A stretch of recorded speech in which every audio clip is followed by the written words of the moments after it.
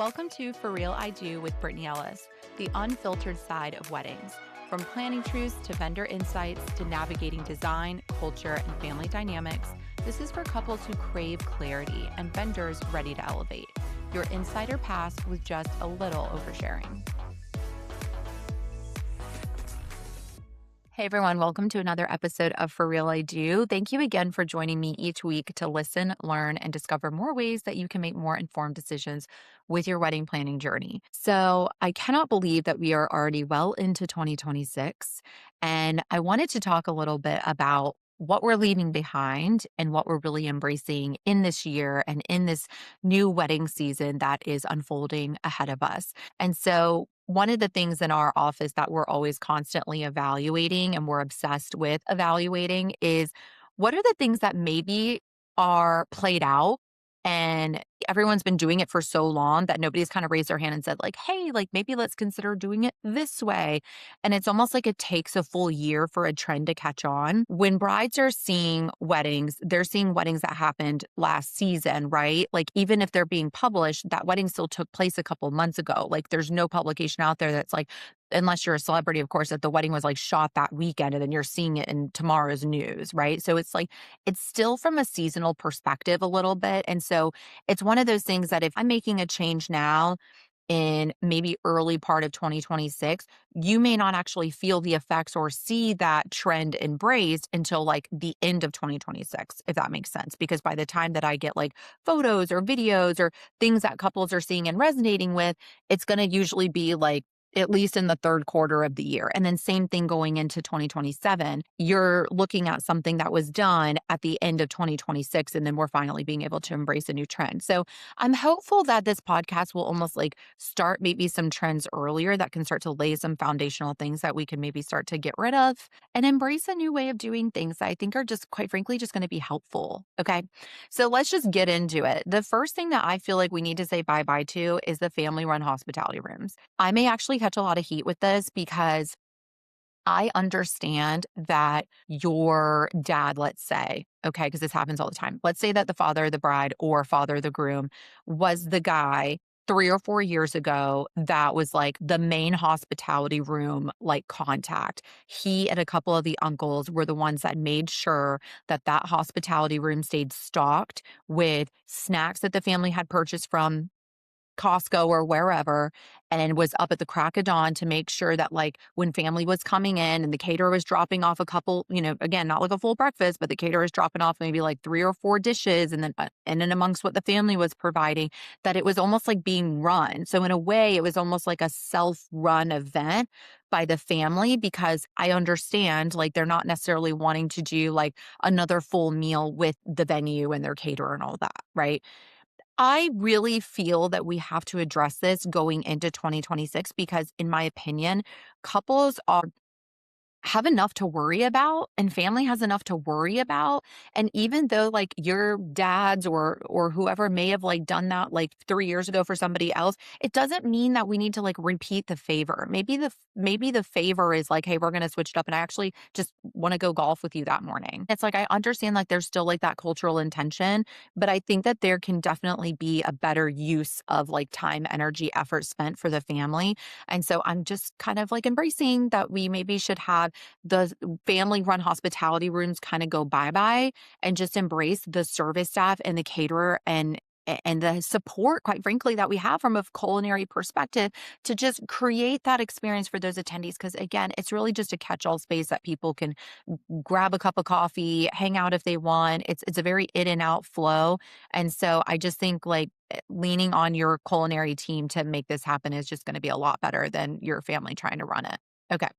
Second thing is the cookie cutter timelines. So what do I mean by this? I mean that the traditional layout of Sangeet on Friday, next day's wedding, followed by a lunch, cocktail reception, dinner, and you're cramming everything in within a 2-day period of time. Now, don't get me wrong, sometimes that schedule is just best suited for some people, right? They're just like, listen, my attendees just don't have the bandwidth to take more than 2 days off, or we have to do it in a weekend, or, people are going to be, most of them are traveling in. So I understand that there is scenarios, right? So I'm not hating on that fact. I think what I'm trying to share, and I think a lot of couples now are embracing going into 2026, is a little bit of compartmentalization when it comes to their events as opposed to having to cram everything into a single day. So what do I mean by that? I have some couples that are actually doing almost like their reception backwards. So it's like night one is like this epic party. Everybody's getting in and like you're partying. Like it's almost like a reception night. It can be combined with a reception welcome Sangeet night, but it's just like a all out party. And then the next day, I'm seeing couples just kind of like say, we're going to sleep in or we're going to meet our attendees at the pool. And then we're going to do a sunset ceremony and we're going to follow it by a very casual hangout dinner, and then the next day is like farewell brunch, but it's like farewell brunch where the couple could actually attend and like hang out. So that's just like one example. But it's like, think about what you would actually want to do for your wedding weekend. Think about the cultural traditions that you definitely want to make sure you carry forward, but lose the cookie cutter timeline. Like take that out of your brain for a moment and think about like what does the weekend really look like for you to actually enjoy it? Because a lot of brides don't want to get up at 2 o'clock in the morning anymore and have a 17-hour day marathon because ultimately that is what it is. You're getting up at 2 and you're nonstop until your party's over, especially for brides. And I think that it's one of those things where we can respect cultural traditions, but I think that it's almost like better to like kind of like spread things out over the course of a couple of days, or just like consider how you're mapping those things out, because ultimately I really think that that's just going to become more of an enjoyable experience for everybody. Okay, third thing to consider leaving behind is the welcome bags. Okay. So I know that I make head sheet for this as well. I understand that the welcome bag served a purpose 5 years ago. Okay. So it was like people were checking into their resort room, what I think provides you with like sometimes two complimentary bottled water. And the family was concerned that they didn't want their guests running around and having to pay for water. And flash forward to like where we are now, people are a lot more conservative with plastic use. And so I almost feel like if you just got branded like path water bottles or something to that end, that the attendees could refill, because there's refill stations now at every major resort, and they can just reutilize that over the course of the weekend. Number one, it's being eco-friendly, but a number two is it feels a little bit more elevated and refined versus like a plastic water bottle from Costco that you bought, like being stuffed into a welcome bag. So maybe just a thought to leave that behind. And then I think also like usually there's like snacks and like hangover kits and things like that. I think that's great. Personally, I think that if you just had like a custom check-in experience where there was like a little market set up that they could like take a reusable tote that's branded and they could just shop the items, stick them in their bag that they want and like leave the rest. It's almost like you're not going to then have those constant phone calls from family members saying like, we didn't get a welcome bag or where's our welcome bag? 9 times out of 10, by the way, the reason that they're not getting a welcome bag is because they put a D&D on their door, a do not disturb. And so the bell staff can't deliver it to their room if there's a D&D, right? So just as a heads up, like that's not something that is it like usually a hotel miss? It's usually just because like the attendee put D&D on their door and then they have to like attempt it again. And by the time that they're able to attempt it again, it might be like later that night. And so sometimes the welcome back deliveries can be a miss as well. So it's like just to avoid all of that drama, just have like a really cool market, make it a fun like event, make that part of your welcome party where people can arrive, they can grab things that they might need over the course of the weekend, practical items, right? Because we see a lot of waste. And I just think that we should embrace functionality and intention here, as opposed to just like wasteful items that people might otherwise leave behind. Okay. Next item is a rinse and repeat of menus. So again, I get it. Culturally, there are certain menu items that are just tried and true. And you're going to be like, we would be crazy to not have that at our event. I'm not saying to not have that. I'm simply saying let's not rinse and repeat basically the exact same menu that maybe like your cousin did 2 years ago, or like you don't want to have something that people just expect. You want to have something people expect for comfort, but you also want to elevate it in a sense with your culinary team to really lean on them, whether it be through presentation of it or also integrating, mixing in what do you as the couple actually enjoy eating? Like, what do you guys do? Like, where's your favorite restaurant to go? What dish do you usually order? What do you guys order for takeout late at night when you guys are, coming home from going out and partying one night? Like, what is your go-to? And incorporate that into your wedding weekend, because I promise you, your attendees are going to enjoy that too. And so it's not saying bye-bye to, culturally relevant food for your event. It's saying bye-bye to rinse and repeat menus where it's almost just like, I could literally list off what the menu is going to be, right? So things like that, because quite frankly, your guests are most likely attending quite a few weddings that year and you just want to stand out, right? And I think that's really a way to do that. Um, Another item is just fighting the venue from a perspective of aesthetics. Okay.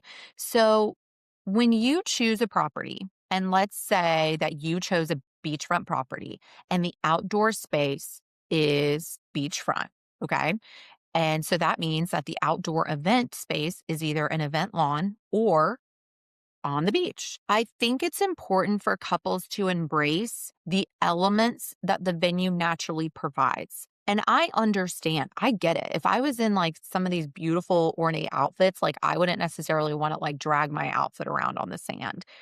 But if I chose a venue and I want to be outside and it's the footprint that works best for me, I may need to make the adjustment in terms of like, what am I wearing? And then how am I also informing my attendees? Like, hey, we're going to be like toes in the sand on this event. So pack accordingly. It's just one of those things that I think when we try to like put down like straw mats or get into very expensive staging, it's almost like trying to like recreate a theme in a ballroom that's already themed, if that makes sense. It's like going to the Spanish monastery and trying to make it look ultra modern. Again, I'm sure there's a cool design in that idea, but it's just embracing the elements that the venue naturally plays into, because that's really going to be what's going to aid you in creating an aesthetic that resonates from a design perspective, if that makes sense. I had a call with a couple the other day, and we were talking about, how can we create different experiences at the same venue, but make it feel completely unique and different and what have you. And I think and the venue that they had selected, it was like beautiful architecture, right? So from my perspective, if you were like in the front of the building versus the side of the building versus the back of the building versus in the building, like it was all very different. And so it's almost like playing that up from like different angles and looking at your venue from a new set of lens, because back to the cookie cutter timeline, it's also sometimes we go into an event space and they may say, oh, well, here's the ballroom and here's the event lawn and here's this. And that's great. But it's almost like, well, what does the restaurant look like? What are the views of the restaurant? What's the buyout option there? I mean, there's a fabulous property in Sarasota, the Ritz Carlton, and they have like an off property beach club. It's like there's a lot of really cool nooks and crannies at different locations that if you just get outside of like the box and you really think and embrace a space for what it is, and like almost like if you went to that resort, wouldn't you want to go hang out at the beach club? Like, yeah, so like maybe like we should do the Holiday there. Like things like that. Just like kind of get out of your normal way of thinking when you're embracing a venue. So not fighting against a venue and trying to create like something completely like different and spending a bunch of money on a venue that otherwise just choose a different property, right? Like be intentional with that. Okay. Easels at weddings. I'm not a fan of them. They knock over in the wind. They aren't super cute. There's a couple cute easels, but they're usually provided by your designer or an elite stationery artist. The venue easels, I guess, is what I'm hating on. They're more for corporate events, right? They're for directional signage, they're for information. And I just feel like we've entered into an era, guys, where we can be more creative than the poster sized foam core cutout of welcome to our such and such event and then sticking that on an easel. So I think that as we move into 2026, we should be intentional with integrating our signage into our design conversations. So whether that be layering it into florals, textile materials, making sure that that's kind of part of your conversation with your designer, I think ultimately it's just going to help elevate everything that you're bringing in. And I think that that really should be the word for this year is optimization and elevation. It's about elevating everything that you're bringing in, optimizing everything you're bringing in. And then overall, how can we make sure that this is enhanced from an aesthetic perspective every single time, right? So if you're bringing in like even like a guest favorite, like how is it being positioned? How is it being passed out? Like all those things need to be really thought about, because ultimately that's what makes a really great experience. And then outside of that, y'all, the only other thing I would say is I'm a huge fan of schedule of events, like stationery being printed out for your attendees on arrival or being dropped in their room. It's like just kind of a lay of the land, right? Maybe even has a property map I think it's really great for people who maybe aren't as tech savvy. And it's just really nice to have something as like a welcome note and has a little bit of information. That's something I definitely want to embrace moving into 2026. The thing that I think we definitely should also embrace is the group WhatsApp chats. I know that this sounds crazy, but like being in more direct communication with your attendees, I feel like just really elevates the experience, especially in Florida, y'all, because we're running into sometimes unique weather situations. So if we have to make a quick plan B, like we're able to inform your guests really quickly. Transportation, if you're doing offsite properties, I think it's a really great way to let guests know, like shuttles arrive, like ready for load in, like things to that end. And I think that guests just feel like more taken care of in that way because they almost have like that direct access where they are getting updates and they know what's going on. So embracing AI a little bit, right? Like just incorporating that as part of your guest experience in terms of communication. So really 2026 isn't about doing more, y'all. It's about doing what matters with clarity. And quite frankly, it's just about optimizing and stepping into a creative time frame. I really feel that this year is really just about embracing tradition, but being creative with tradition and getting excited about creating something different that's unique and that's yours. And so when decisions are made through the lens of guest experience and culture and flow, the entire weekend really does just feel different. It feels calmer, it feels richer, it feels more human.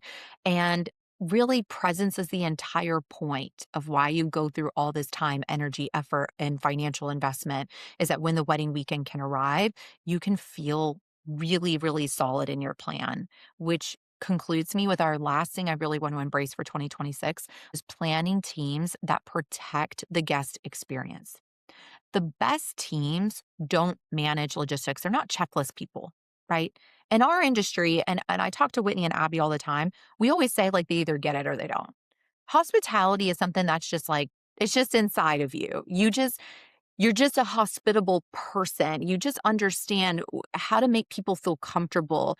You understand and can read. You're almost empathic energetically. You're able to tell if somebody feels like left out or if they're having a good time or if they feel lost. And I think that having a planning team that really understands those logistics, knows how to read energy well, and knows how to hold a rhythm well at an event are ultimately really what's going to make that experience fully come to life and for you to be able to fully maximize on the actual vendors that you've hired, the venue that you selected, because all the logistics would have been worked out. And so ultimately, presence really is the point in our office, and planning is ultimately how that's earned. I hope that this episode was really helpful for you today. Please do not forget to subscribe. We are building our subscriber list for 2026, and we've got some really great guests coming on this year. So I'm excited to share more knowledge, more information with you. Thank you again.